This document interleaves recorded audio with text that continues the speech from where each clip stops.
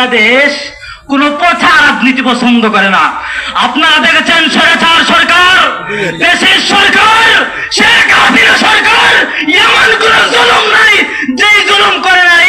বাংলাদেশের ইসলামী আন্দোলন তথা ইসলামী আন্দোলনের যে সমস্ত নেতৃবৃন্দ পীর সাহেব চরমুনাই হুজুররা তখন যেমন বিরোধিতা করেছেন, এখনো বাতিলের বিরোধিতা তেমনই করতেছেন।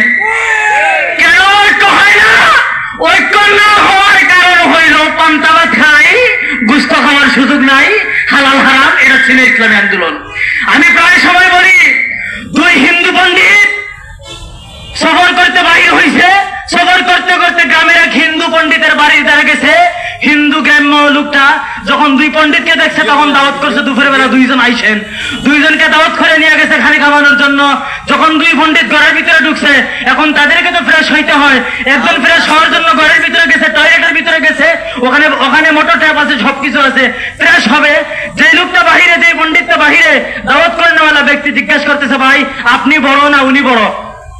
ওই পণ্ডিত বলতেছে, ও বড় হয় কেন, ও তো একটা গরু। ও যখন বাহির হয়ে আসছে, পণ্ডিত বাহির হয়ে আসার পর দাওয়াত করেন হলো গ্রাম্য ব্যক্তি আবার জিজ্ঞেস করতেছে ওই লোকটাকে যে ভাই উনি বড় না আপনি বড়? এখন প্রথমে যিনি ভিতরে ছিলেন উনি বলতেছেন উনি তো একটা ছাগল, একজন আরেকজনকে বলতেছেন গরু, একজন একজনকে বলতেছেন ছাগল। দাওয়াত করেনেওয়ালা ব্যক্তি দুই হিন্দু পণ্ডিতের সামনে কচুরি বানা আর ঘাস আইনা দিছে। দুই হিন্দু পণ্ডিত বলে, কি ব্যাপার, আমরা কি কচুরি বানা আর ঘাস খাওয়ার জন্য আসছি? কয়, আমাদের দেশের গরু আর ছাগল কচুরি বানা আর ঘাস খায়, আজকে ইসলামী আন্দোলনের সঙ্গে ঐক্য করতে মাথা ব্যথা হয়, অপেক্ষা করো, ঘাস খাওয়ার জন্য প্রস্তুতি হও।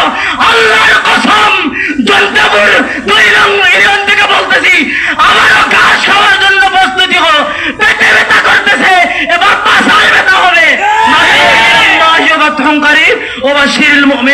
আসসালামু আলাইকুম রহমতুল্লাহ।